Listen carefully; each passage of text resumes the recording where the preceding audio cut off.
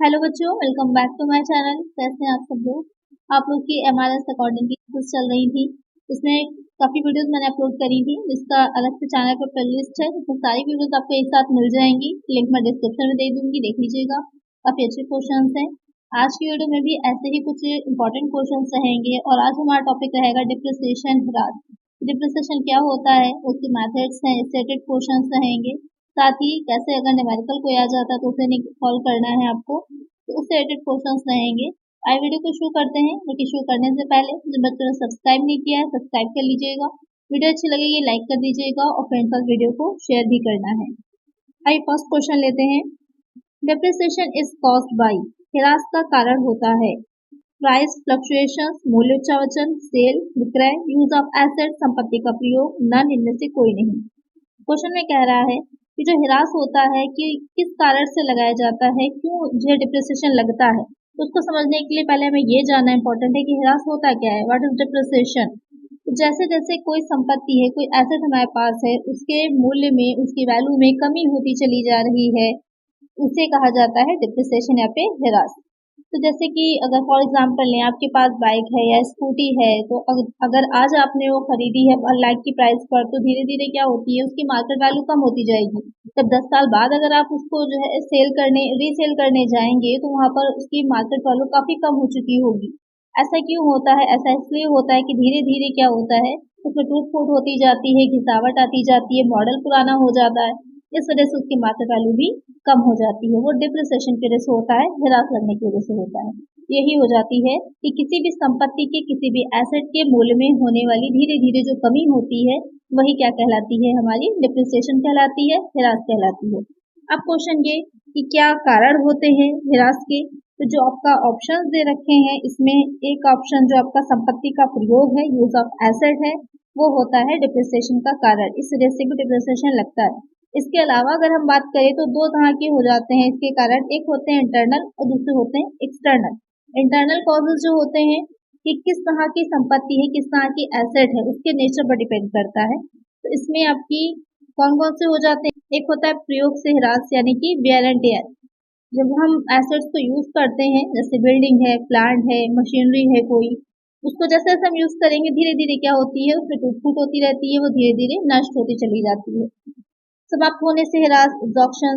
कुछ पेड़ आप लगाइए तो क्या होता है, धीरे धीरे वो समाप्त होते जाते हैं, खत्म होते चले जाते हैं।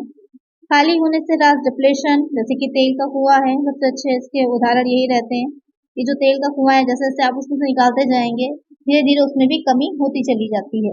शीघ्र नष्ट होने वाली वस्तुओं पर ह्रास, डिटोरिएशन। इसमें रहता है कि कुछ इस तरह की अस्थायी संपत्तियां होती हैं, जैसे कि कुछ खाने वाली वस्तुएं होती हैं, अगर उसको फौरन यूज ना किया जाए, कुछ टाइम लिमिट तक यूज ना किया जाए, तो वो भी खराब हो जाती है। वो भी एक टाइप है डिप्रिसिएशन का।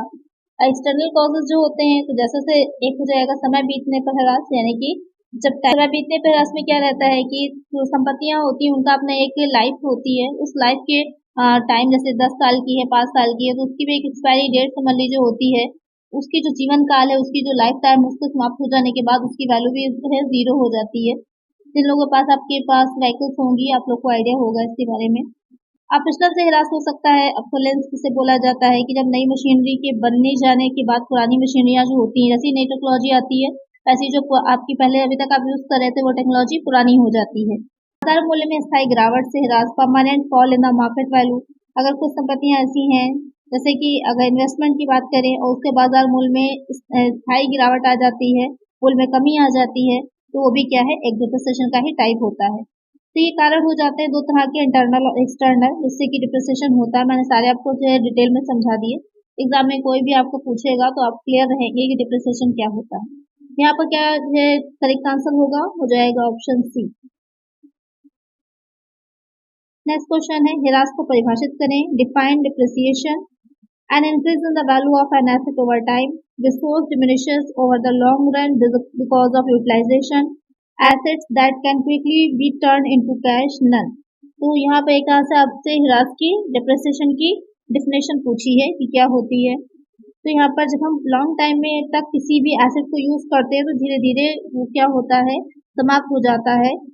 इस वजह से आपका डिप्रिसिएशन लगता है। तो करेक्ट आंसर जो होगा हमारा वो हो जाएगा ऑप्शन बी, कि लंबे समय में उपयोग के कारण संसाधन समाप्त हो जाते हैं, कम हो जाते हैं, और वही कमी क्या कहलाती है? डिप्रिसिएशन कहलाती है। एक आंसर है ऑप्शन बी।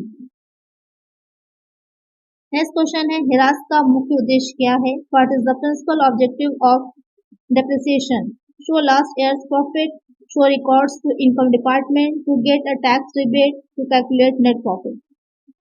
तो यहाँ पर बेसिकली ये पूछा जाता है कि जो ह्रास हम लगाते हैं, डिप्रिसिएशन चार्ज किया जाता है, तो उसका मेन रीजन क्या होता है? क्यों दिखाया जाता है डिप्रिसिएशन को? जो हम बुक्स बना रहे हैं, जो हम अपने अकाउंट्स रख रहे हैं उसमें, तो उसका मेन आपका जो रीजन होता है या जो मेन उद्देश्य ऑब्जेक्टिव होता है वो ये रहता है कि सही प्रॉफिट को, नेट प्रॉफिट को पता लगाने के लिए। अगर हम जो डिप्रिसिएशन चार्ज नहीं करेंगे तो हमारी जो एसेट है, जो जैसे कोई एसेट हमने 5 साल पहले ली थी, आज 5 साल बाद उसकी वैल्यू काफी घट चुकी है, वो एसेट बहुत कम रह गई है, लेकिन अगर उसी मूल्य पर हम अपने अकाउंट्स में, अपने बुक्स में दिखाते जाएंगे तो वहां पर ये रहेगा कि हमारा जो नेट प्रॉफिट है वो सही हम नहीं दिखा पाएंगे, क्योंकि हमने एक्चुअल में जितनी एसेट दिखा रही होती है हमारे पास नहीं होंगी, जिसकी वजह से क्या होगा, हम प्रॉफिट अपना सही नहीं दिखा पाएंगे।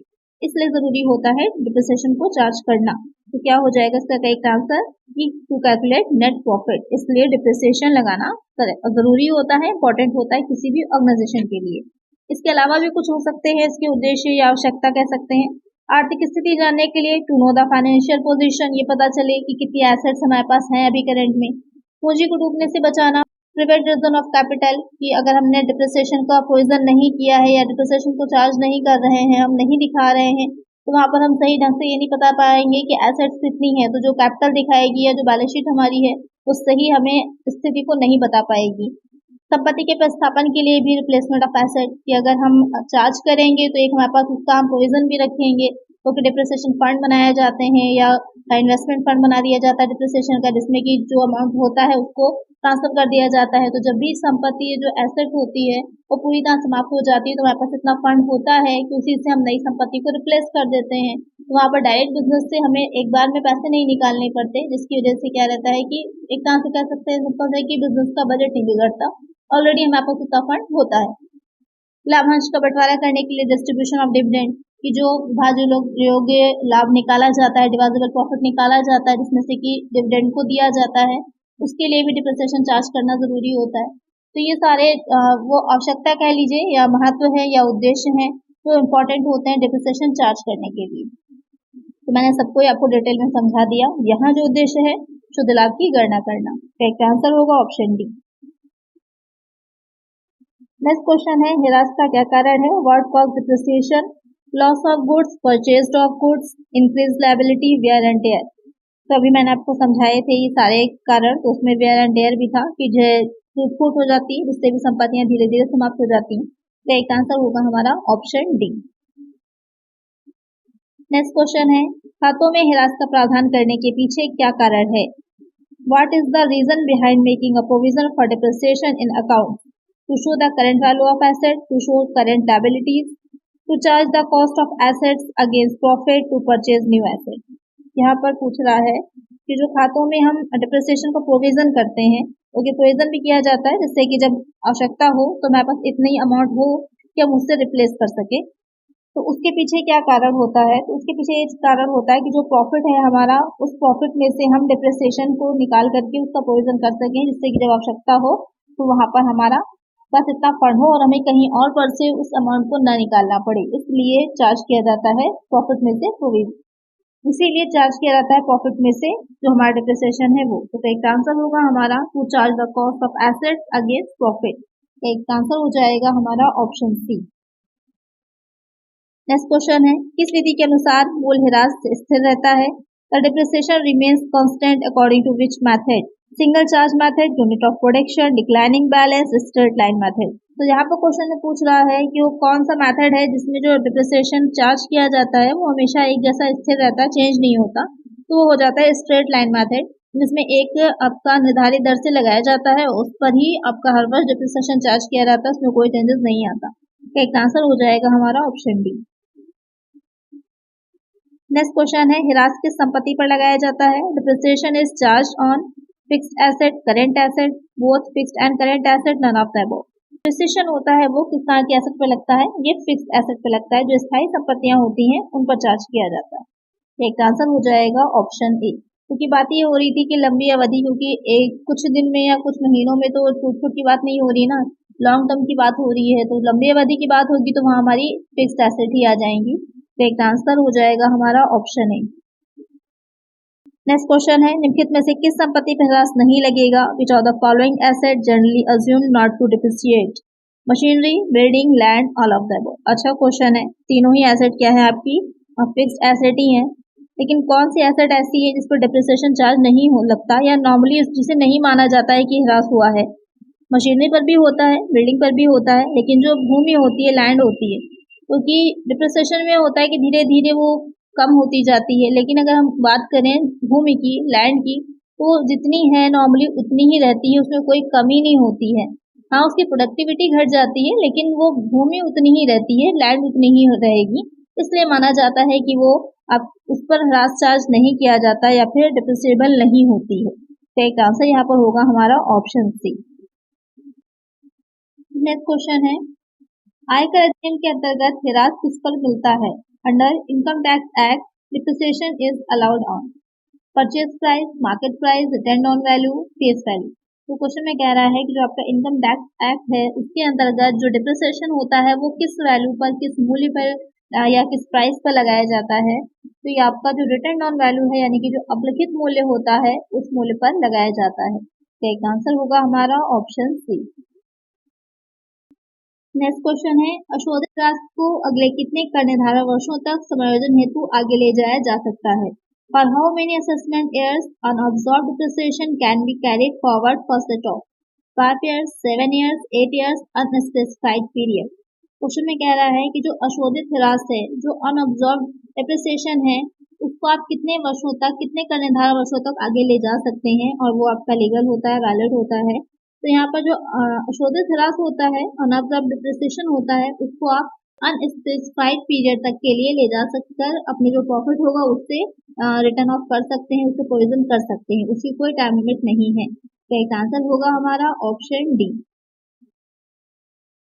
नेक्स्ट क्वेश्चन है, ह्रास है, depreciation charges are cash expenses, financial expenses, non cash expenses, non operating expenses.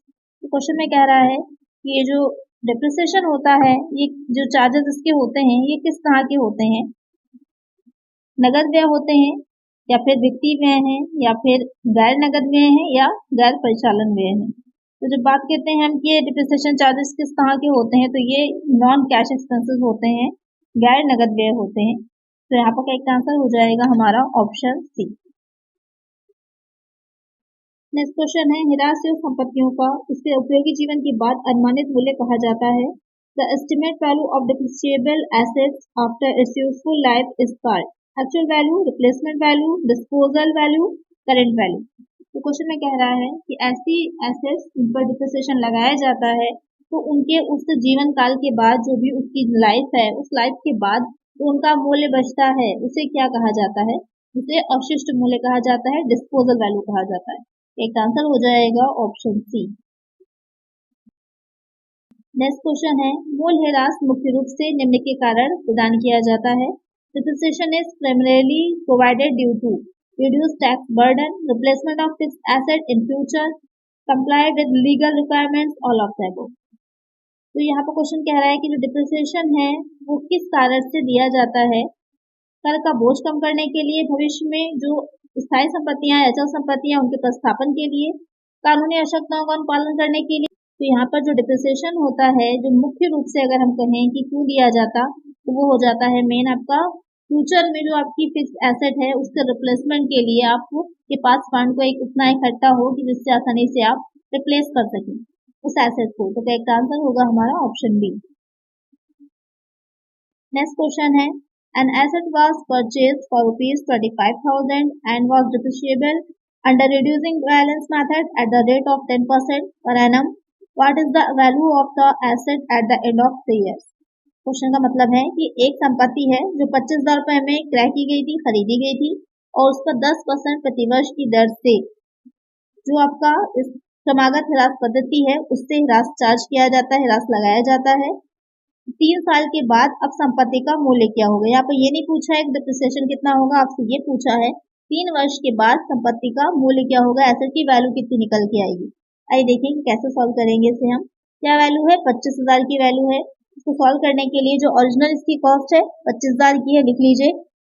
First year में आप डायरेक्ट 10% डिप्रिसिएशन लगाएंगे 2500 का, लेस करिएगा कितना बैलेंस बचा, आपका पास बैलेंस आएगा 22,500, 22,500 का।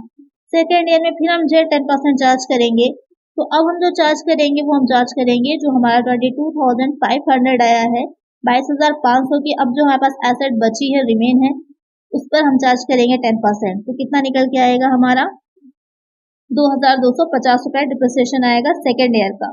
अब उसे हम फिर लेस कर देंगे जो हमारी 32,500 की जो वैल्यू थी एसेट की उसमें से, तो बैलेंसिंग अमाउंट कितना आएगा 20,250, 20,250। अब थर्ड ईयर में, क्योंकि आपसे 3 वर्ष के लिए कहा था, तो तीसरे साल फिर निकाला जाएगा 10%। तो अब जो निकलेगा किस पर निकलेगा वैल्यू पर, 20,250 की जो 20,250 की जो वैल्यू है, अब उसको हम 10% चार्ज करेंगे, कितना आएगा 2025, 2025।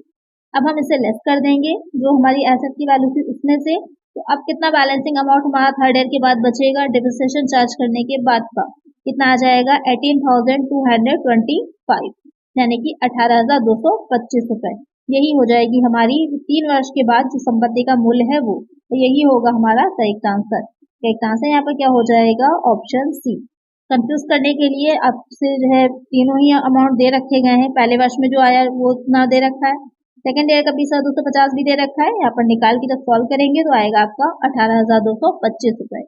करेक्ट आंसर हो जाएगा हमारा ऑप्शन सी। तो इस तरह से सॉल्व किया जाता है। अगर एग्जाम में आपसे क्वेश्चन पूछता है किसी भी मेथड का होगा तो ध्यान रखिएगा किस मेथड के अनुसार पूछा है, उसके अकॉर्डिंग आपका आंसर होगा। करेक्ट आंसर हो जाएगा ऑप्शन सी। एग्जाम में ज्यादातर जो आपके डिमिनिशिंग वैल्यू मेथड है वही पूछता है, क्योंकि ज्यादा कंफ्यूजन उसी में होती है, तो इसीलिए ज्यादातर क्वेश्चन आपका उसी से रिलेटेड ही आता है, इसीलिए उसी का एक क्वेश्चन मैंने यहाँ पर इंक्लूड भी किया है। नेक्स्ट क्वेश्चन है, अमूर्त संपत्तियों पर ह्रास की दर है। The rate of depreciation on intangible assets is 25%, 15%, 20%, 5%।